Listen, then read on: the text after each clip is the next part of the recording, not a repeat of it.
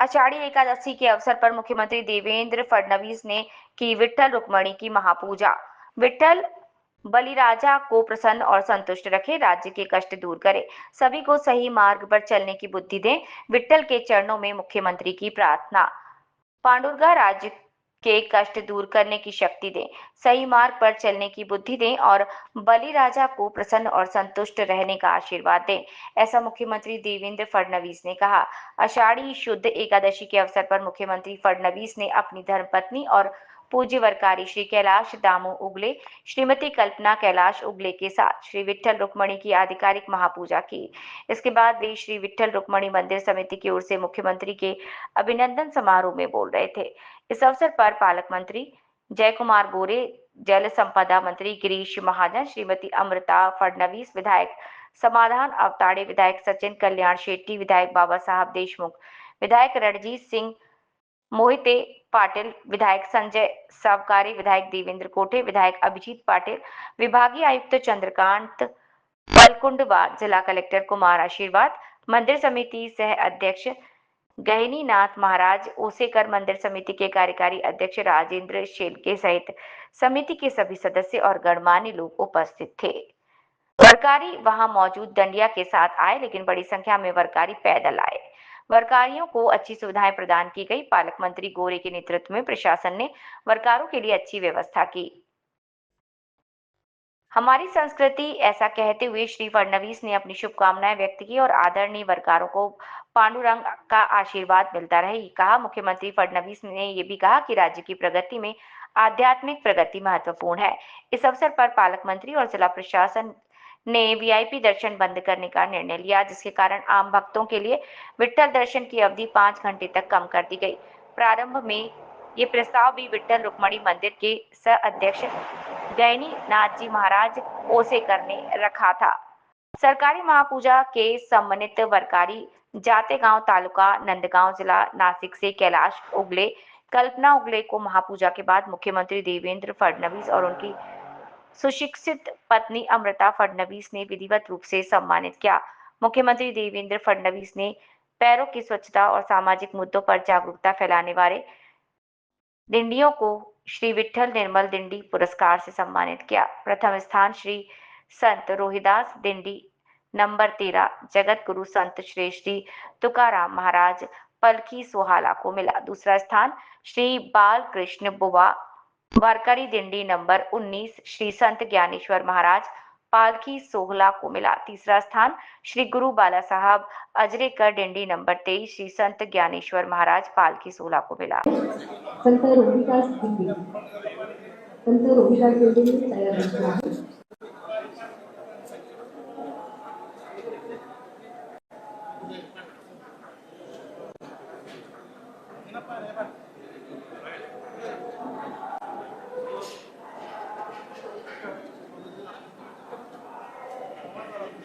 त्यानंतर प्रथम क्रमांकाचे निर्मल दिंडी पुरस्काराचे मानकरी आहेत श्री संत रोहिदास दिंडी, दिंडी क्रमांक 13 जगद्गुरु संतश्रेष्ठ श्री तुकाराम महाराज पालखी सोहळा आणि यांचा धनादेश आहे 1 लाख रुपये धनादेश व सन्मान चिन्ह।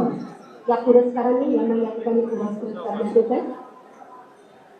श्री संत रोहिदास दिंडी रथापुढे दिंडी क्रमांक 13। एकदा जोरदार टाळ्यांच्या गजरात यांचं आपण या ठिकाणी अभिनंदन करूया। या तीनही दिंड्यांचं आपण अभिनंदन या ठिकाणी या निमित्ताला आपण करणार आहोत। पायीवारी सोहळ्याची परंपरा अखंड राखत या सोहळ्यातून समाजाला सामाजिक, पर्यावरण, वृक्ष संवर्धन, प्लास्टिक मुक्ती, व्यसन मुक्ती, स्त्री भ्रूण हत्या यासारख्या सामाजिक विजयांचे प्रबोधन होणे गरजेचे आहे आणि हेच कार्य या दिंड्या करत आहेत आणि यासाठी हा यथोचित सन्मान सोहळा या ठिकाणी संपन्न झालेला आहे।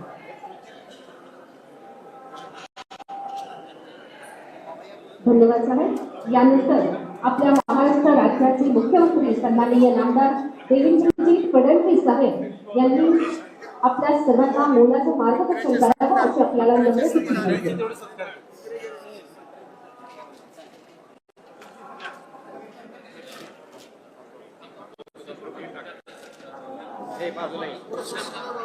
मला पुंडलिक वरदा हरी विठ्ठल श्री ज्ञानदेव तुकाराम पंढरीनाथ भगवान की जय, माऊली ज्ञानेश्वर महाराज की जय, जगद्गुरु तुकाराम महाराज की जय।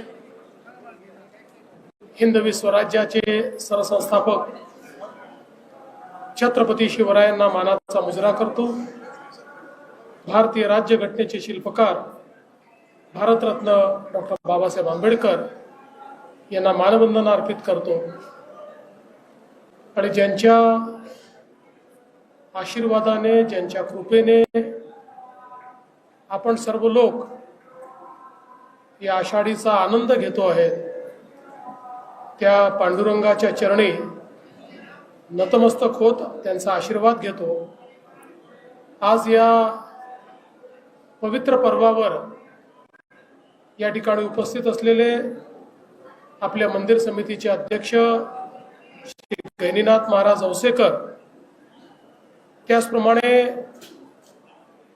या संपूर्ण वारीमध्ये ज्यांनी अतिशय सुंदर नियोजन केलं आणि वारीला एक नवीन उंची देण्याचं काम ज्यांनी केलं ते जिल्ह्याचे पालकमंत्री श्री जयकुमार गोरेजी, आमचे सहकारी मंत्री आकाश फुंडकरजी, गिरीश महाजनजी, संजय सावकारेजी, या ठिकाणी उपस्थित समाधान अवताडेजी, सुरेश खाडेजी, त्याचप्रमाणे आजचे मानाचे वारकरी श्री कैलास दामू डगले, सौ डगले वहिनी, श्री चंद्रकांत पलकुंडवार, श्री अभिजित पाटील, श्री चैनसुख संचेती, श्री सचिन कल्याण शेट्टी, श्री शिवाजी पाटील, श्री बाबासाहेब देशमुख, श्री देवेंद्र कोठे, श्री आमदार रणजित सिंह मोहिते पाटील, आपले जिल्हाधिकारी कुमार आशीर्वाद, या ठिकाणी मंचावर आणि मंचासमोर उपस्थित सर्व आपल्या मंदिर समितीचे सदस्य आणि या ठिकाणी विविध संस्थांचे सर्व प्रतिनिधी, सर्व वारकरी भगिनी आणि बंधूंनो, खरं म्हणजे आपल्या सर्वांच्या जीवनातला हा एक अतिशय आनंदाचा क्षण असतो ज्यावेळी आषाढी एकादशीच्या निमित्ताने पांडुरंगाचं दर्शन हे आपल्याला घेता येतं आणि त्यांची पूजा या ठिकाणी करत असताना जो भाव आपल्याला अनुभवायला मिळतो तो खऱ्या अर्थानं अतिशय अवर्णनीय अशा प्रकारचा भाव आहे। ही आपली वारीची परंपरा शेकडो वर्षापासनं कुठल्याही गोष्टीची तमा न बाळगता सातत्याने सुरू आहे। मुघली राजवटीमध्ये अनेक अत्याचार होत असताना ही परंपरा थांबली नाही, इंग्रजांच्या काळात देखील ती थांबली नाही, किंबहुना ही परंपरा सातत्याने वाढताना आपल्याला पाहायला मिळते आहे। आणि यावर्षी तर वारीने एक नवीन विक्रम या ठिकाणी केलेला आहे। इतक्या मोठ्या प्रमाणात वारकरी या वारीमध्ये चालत पांडुरंगाच्या दर्शनाकरता या ठिकाणी आले। ज्या दिंड्या आहेत त्या तर आल्याच, पण त्यांच्या सोबत अनेक वारकरी हे स्वयंप्रेरणेने त्या ठिकाणी चालताना आपल्याला पाहायला मिळाले। त्यामुळे मला असं वाटतं की हे एक नवीन अशा प्रकारची, खूप चांगल्या अशा प्रकारची ही बाब आपल्याला पाहायला मिळाली। आणि विशेषतः मला याचा आनंद आहे की या सर्व वारकऱ्यांमध्ये आमचे तरुण आणि युवा हे मोठ्या प्रमाणात पाहायला मिळाले। आणि मला याही गोष्टीचा आनंद आहे की शासनाने ज्या काही व्यवस्था यावेळी केल्या, दरवर्षी आपण चांगल्याच व्यवस्था करतो, प्रत्येक वर्षी अधिक चांगलं करण्याचा प्रयत्न करतो। यावेळी आमच्या पालकमंत्र्यांच्या नेतृत्वात प्रशासनाने चांगले जर्मन हँगर्स तयार केले, त्यामुळे पावसाची चिंता न करता चांगल्या प्रकारे थांबण्याची व्यवस्था त्या ठिकाणी झाली। निर्मल वारीच्या माध्यमातून अतिशय चांगलं त्या ठिकाणी शरीर धर्म जो काय आहे त्याचं पालन करण्याकरता व्यवस्था ही करण्यात आली, त्यामुळे कुठेही आपल्याला घाण पाहायला मिळाली नाही आणि निर्मल वारी सोबत हरित वारी होताना देखील आपण पाहिली, पर्यावरणपूरक वारी होताना देखील आपण बघितली। त्यामुळे खऱ्या अर्थानं आपल्या संतांनी जो दिलेला संदेश आहे तो संदेश या वारीच्या निमित्ताने आपल्याला अनुभवायला मिळाला आणि या आपल्या वारकरी परंपरेमध्ये, आपल्या वारीमध्ये आणि पांडुरंगाच्या भक्तीमध्ये सगळ्यात महत्त्वाचं जर काही असेल तर प्रत्येक व्यक्ती दुसऱ्या व्यक्तीतला पांडुरंग पाहतो आणि त्याच्यासमोर नतमस्तक होतो। अशा प्रकारचं जगामध्ये कुठेही अनुभवायला मिळत नाही की प्रत्येक जण दुसऱ्यामध्ये ईश्वराचं रूप पाहतोय आणि त्याचं दर्शन घेऊन त्या ठिकाणी धन्य होतोय।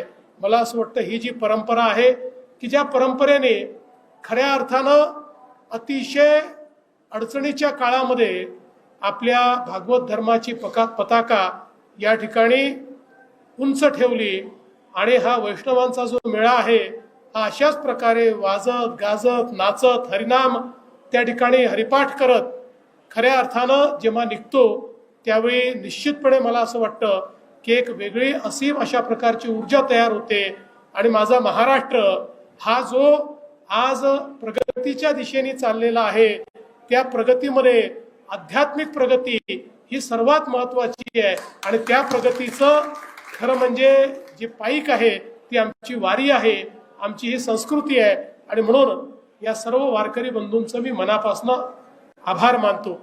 मला याही गोष्टीचा आनंद आहे की यावेळी पालकमंत्र्यांनी आणि जिल्हा प्रशासनाने हा निर्णय घेतला की VIP दर्शन जे आहे ते कमी करावं, ते बंद करावं। अगदी नेमक्या लोकांना त्या ठिकाणी जी काही आहे ती व्यवस्था म्हणून आपण त्या ठिकाणी अलाउ केलं आणि याचा परिणाम असा झाला की आमचे जे सामान्य भक्त आहेत, जे वारकरी आहेत, यांचा दर्शनाचा कालावधी हा 5 तासाने कमी झाला। मला असं वाटतं हे अत्यंत महत्त्वाचं आहे, कारण या ठिकाणी काही कळस दर्शन घेतात, काही मुखदर्शन घेतात, ज्याला जसं दर्शन मिळेल तसं दर्शन घेतात आणि काही जर मिळालं नाही पायरीच्या दर्शनानेही समाधानी होणारे आमचे वारकरी आहेत आणि काही मिळालं नाही तर एकमेकातला विठ्ठल पाहूनही या ठिकाणी विठू माऊलीचं दर्शन झालं असे समजणारे आमचे वारकरी आहेत। त्यामुळे खऱ्या अर्थानं विठ्ठल रुक्माई हे आपलं आराध्य दैवत, या आराध्य दैवताच्या या आजच्या अतिशय महत्त्वाच्या दिवशी आपल्या सर्वांना मी मनापासून शुभेच्छा देतो।